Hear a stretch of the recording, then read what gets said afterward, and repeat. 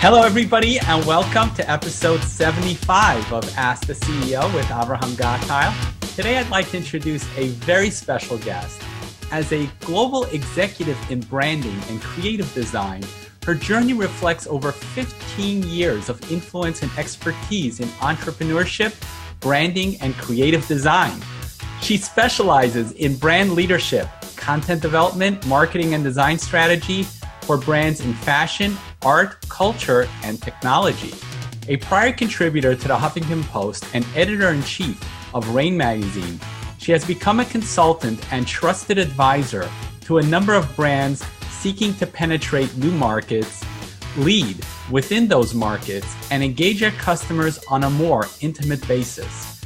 During her 10-plus year tenure with Raine Magazine, she has interviewed some of the world's most innovative entrepreneurs, socialites, and leaders such as Mark Cuban, Nicky Hilton, Viscountess Emma Thynn, Kendall and Daymond, to name a few. She also enjoys speaking as a guest lecturer for several institutions, including Penn State University's Business School and Innovation and Entrepreneurship Program. It is my pleasure to welcome the one and only Nova Lorraine. Welcome, Nova. Thank you so much. I'm so happy to be here today. I'm so happy to have you here. So Nova, tell me a little bit about Raine Magazine and the work that you do. Well, Raine is a multimedia platform, and I initially started a little over 10 years ago to answer a need that I saw in the marketplace at the time. And being a designer and consultant when I launched Raine, I felt that there was a need for a publication that was truly committed to creative entrepreneurs, their journey, what it takes to inspire them, keeping them engaged and connected with what's going on. So we serve as what I would call the Sherlock Holmes of what's new and rising in fashion, culture, and technology, looking to uncover those gems around the world and connecting those talents and those brands with those that are seeking them most, maybe other entrepreneurs, investors, partners, or consumers. And, I could certainly connect with that as an entrepreneur and going on my own entrepreneurial journey. I would have loved to have a platform like that when I was going through it.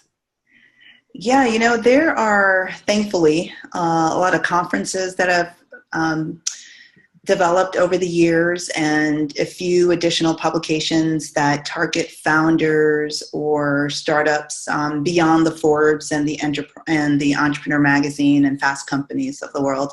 So that's really exciting. But there are a few that really go deep in terms of the needs and the lifestyle, which sort of overlap the creative entrepreneurs. Those that are doing something innovative and unconventional in the areas of fashion, art, travel, leisure, and also technology. And, I find that interesting. You cover a very broad spectrum there, going from art on one end, fashion and art, to technology on the other end. How did all that come about? Well, what I found out is that, our lifestyle and our day-to-day are one and the same. And we are, as it relates to creatives, we're using our gifts to create a lifestyle. And that spills into those things that others sort of look for and cherish, may it be what they do on their downtime or on the weekends or with their family, or things that just allow them to chill out. So, when you're thinking about the restaurant, you're not necessarily thinking about the founder of that restaurant. When you're thinking about the new app that allows you to scan and give your measurements to a company that'll create a custom shirt for you, you're not necessarily thinking about the founder behind that app. So it's really an overlap with lifestyle, technology, and the creative industries. Let's talk about the two ends of the spectrum. Fashion is an industry like any other. And just like any other industry, it's got its share of problems. What are some of the challenges facing the fashion industry, which is being solved by technology? Well, some of the obvious challenges that the lay consumer is aware of is retail. I mean, that's blatant. We are seeing and reading about brick and mortar stores closing every day. So that's one thing. The other issue is counterfeiting, especially as it pertains to the luxury market. And that's an area that I'm very familiar with and cover within Raine. But new brands, unique brands, not just luxury brands, are trying to use technology to assist them just with keeping that under control and keeping the authenticity of their brand and the equity of their brand as high as possible. So counterfeiting is one thing. Also, ethical practices. We as a society are becoming more conscious and aware of the process that goes behind the development of the products that we're using on a day-to-day. And we want to sleep at night in terms of knowing that children aren't being used unethically to produce these products. Dangerous materials aren't being used within these products that may harm us. And so just having a transparent view of the process of sourcing and production is being made available to us as well through technology. Also, personalization. There are so many more options for us as a consumer to purchase, especially with the increased growth of e-commerce, and it's not going anywhere. It's not slowing down anytime soon. And how do we select and stay true to a particular brand or store online? And those that are able to get a grasp of what technologies best suit them and how they can deliver more value to the consumer are those that are going to stand out and survive in the long haul. And so not just your bigger retailers such as Amazon, but even more importantly, your mom and pops, your startups. They really have to stay ahead of technology and how they can use it to compete with everyone else in their industry, in their space. So personalization is one. And another is experience, to get our dollars, to give us a reason to purchase more things. Do we really need more things? More brands are having to take advantage of I would say, the principles of psychology more and more and deliver an unforgettable experience from the beginning to the end. And being able to better understand your consumer, how they purchase, how they live day to day, and the user experience as it relates to our digital technology and how we obtain the information and how we also interact with the products that we want to purchase is also very important. So delivering great experiences, helping with counterfeiting, cutting down on the development of just fake products which dilute brands, creating more personalization and allowing us as a consumer to get products that better suit our needs. I also would say cutting down on costs and shortening production cycles. So there's many ways. There are many ways that technology is benefiting us as a consumer and how we as creatives, and especially within the fashion industry, how we can utilize it to deliver a better product. So Nova, a lot of good points that you mentioned here. Let's just take a scenario, right? Here's a challenge that I know when it comes to online retail. And as you know, like you stated, many of the brick and mortar stores are shutting down and people are shopping online more and more. And let's take somebody shopping for clothes, right? I mean, you can't just try it on when you're buying it online. What have you seen out there? Well, I would say the use of augmented reality, bringing the physical world together with a virtual world, allowing individuals to overlay digital images of either a variety of colors or styles or silhouettes or patterns and fabrics on top of whatever they're trying on and wearing to see what would better suit them without them physically having to do that. Also within retail shops, you'll see some retailers taking advantage of digital mirrors that can do that can allow the consumers in real time try on different things as well, not just through apps and pushing buttons via their digital device. Bringing in the fashion show experience into the retail environment through augmented reality. Bringing in customer service reps, client representatives, concierge individuals into the store with augmented reality, where you have this digital image talking to you and servicing you, and also providing a level of entertainment. These are some ways that the the retailer is able to differentiate themselves. Also using augmented reality to create custom products and to showcase the life cycle, the production cycle to the consumer as well. And that's something that you're going to see more and more of, made to order and mass customization, really taking advantage of AR within the retail space. Yeah, I mean, especially if you're already going augmented reality, you can pretty much create anything on the fly. You know, that custom outfit, you can just create that with I wouldn't even say touch of a button, just with the wave of a finger. Absolutely. Absolutely. There is a company out of Italy that has produced an app that will allow you to design your own shoes in augmented reality. And so you are choosing silhouettes, shapes, fabrics, colors. And once they have the measurement of your foot, they're able to create this mold in digital form. And then you could place that shoe, you can make an order. And then within weeks, you'll have a customized shoe. So I think you're going to see that over time also be applied to clothing. It's a little more difficult as you're dealing with different body types and shapes and things like that. But it will start initially in the accessories category and then eventually move into apparel. Wow.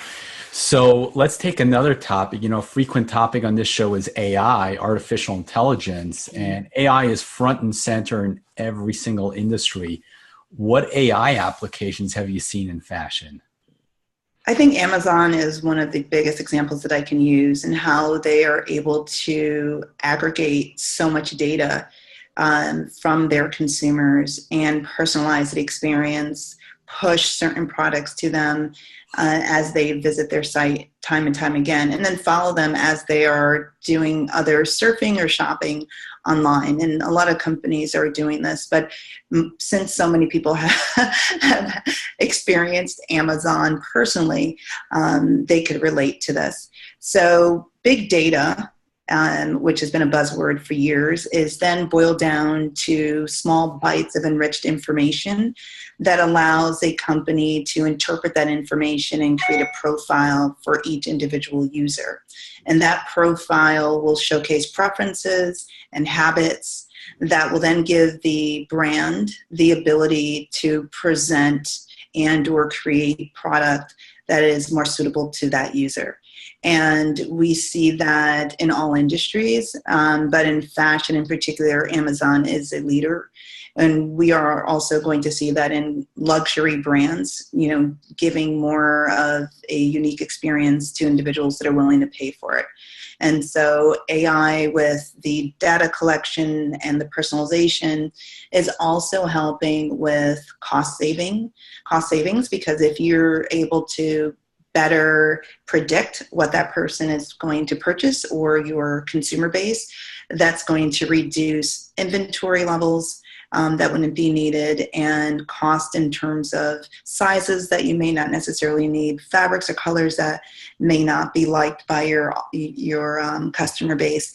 So it's not only helping the customer in their experience, it's also cutting costs for the brand as well and increasing revenue. Because as a consumer, if my favorite color is pink and I'm seeing more pink items to purchase, then I'm going to be more loyal to the brand that understands my true needs. And Alexa already knows that pink is your favorite color. Oh, no! So I just have one question for you on this. How will AI handle the age-old question, does this dress make me look fat? Right.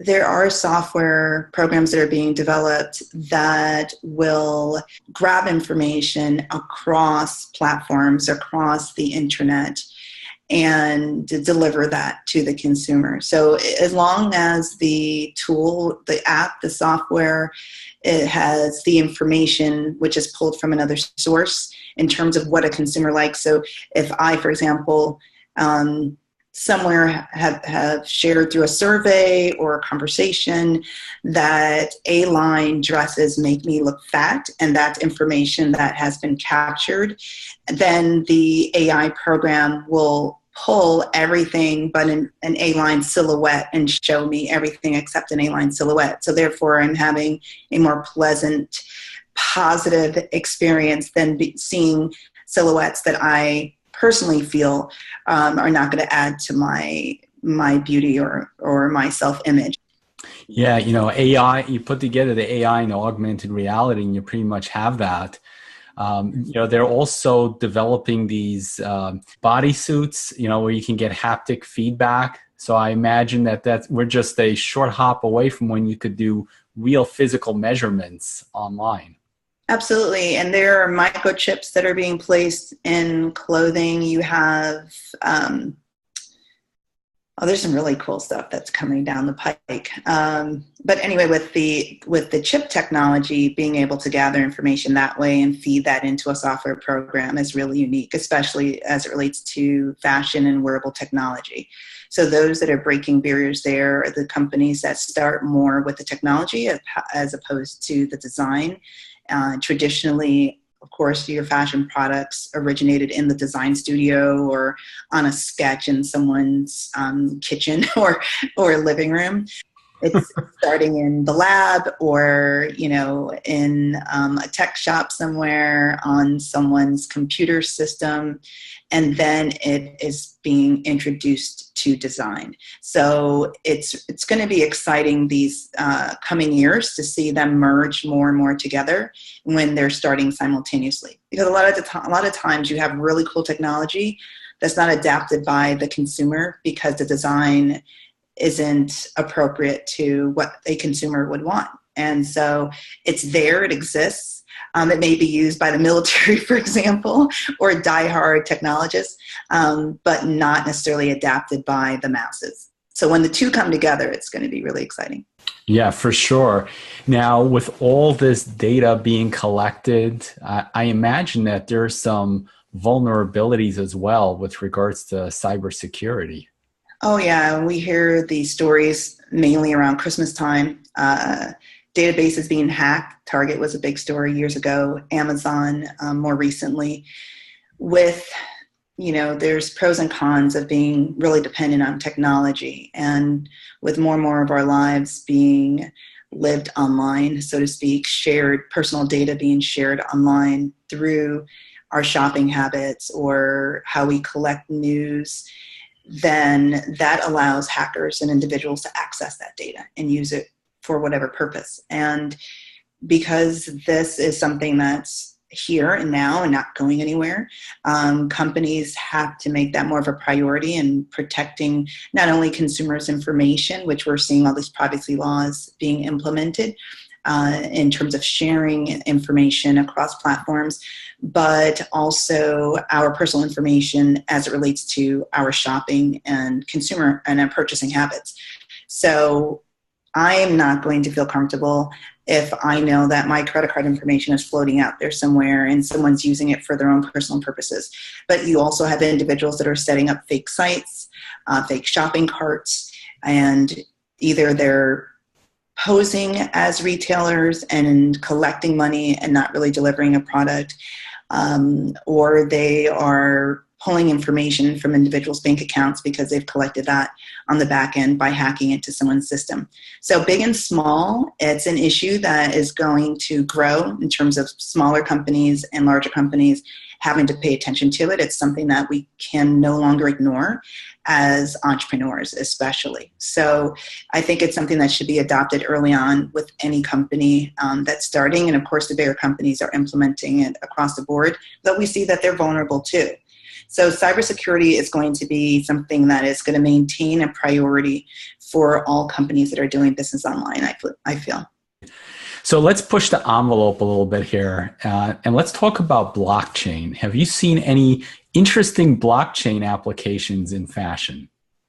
For those that know what blockchain is, we know that it allows the transparency of how a product is created from beginning to end and how information or resources are sourced and utilized, and who's sourcing it and who's actually utilizing those resources. In fashion, it's giving transparency to the production cycle. It's answering those questions about social responsibility as it relates to producing product and making sure that individuals aren't harmed along the way. It also allows for retailers to build trust with their customers if they can see that they've taken advantage of this application. For example, De Beers, one of the largest diamond manufacturers in the world, allows you to see what happens from when the diamond is dug up from the ground to when it reaches the consumer.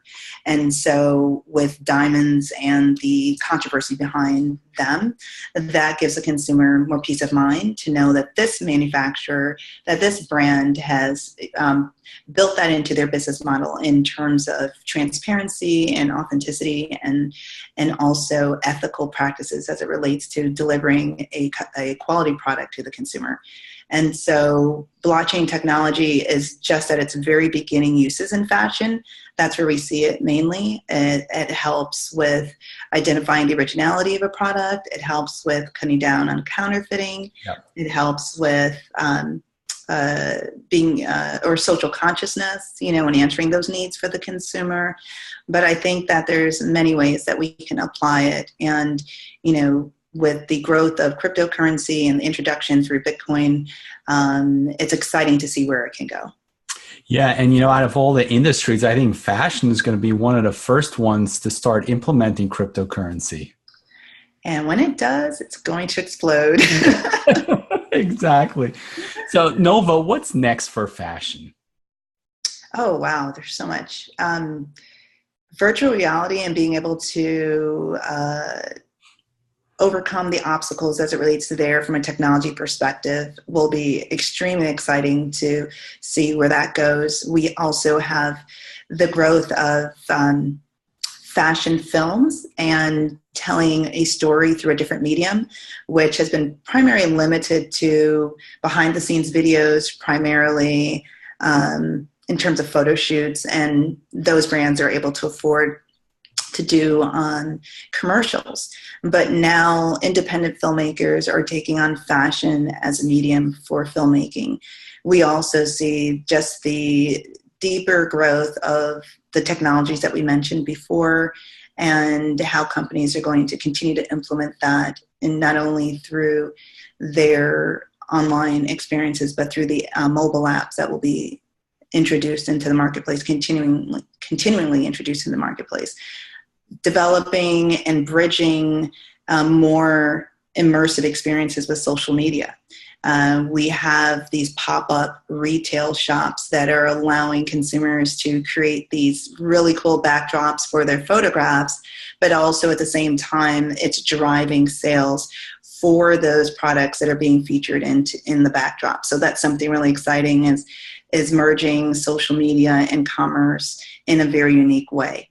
We have the reduction of, we touched on cryptocurrency, of course, and seeing what brands are able to bring that, develop their own and create a consumer platform that keeps that person within that crypto world, that branded cryptocurrency for that brand.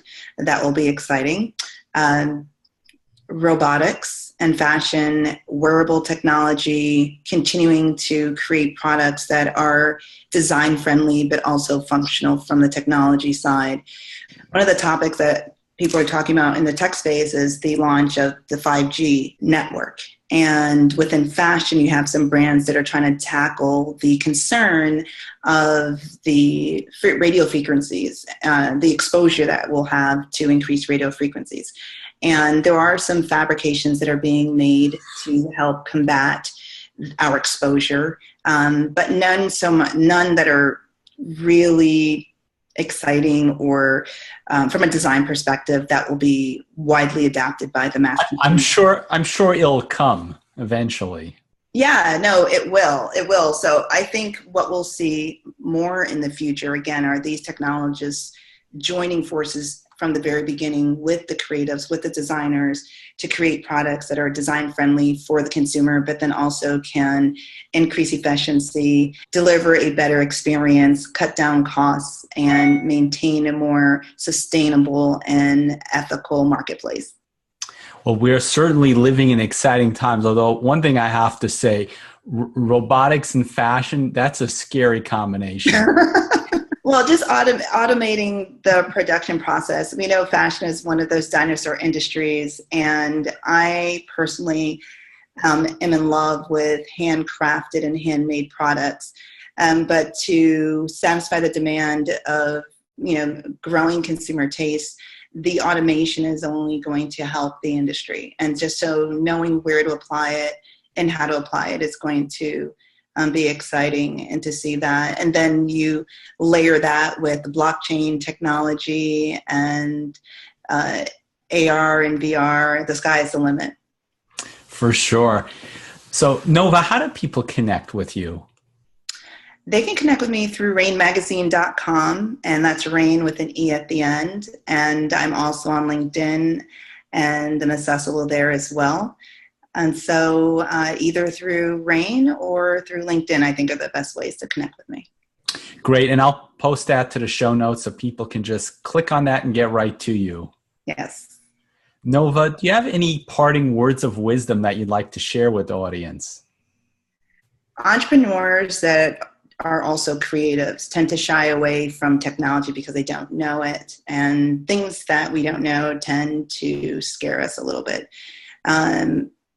I feel that it would only help young entrepreneurs to stay ahead of the trends as it relates to technology, how to apply it to their industry, how to develop a niche for themselves in the industry by utilizing the current technology that's out there, to partner with a company, a software developer that's hungry to understand the needs of the consumer through the eyes of the designer or the creative that's putting the product in the marketplace. And so if more of us can have those dialogues, if more industries can merge from the onset with the intent to help the consumer and to deliver a better experience, the better. And so my parting words are to embrace technology, don't fear it. And for more individuals that are creating the technology are really looking for creatives to help them deliver a better experience to the consumer and bring it to the marketplace in the best use that's available. And so by coming together as individuals, that would allow that process to happen more easily. Nova, thank you so much for sharing your time and your wisdom. I really enjoyed having you on the show. Well, thank you for inviting me. I hope I was able to share some nuggets of information and wisdom.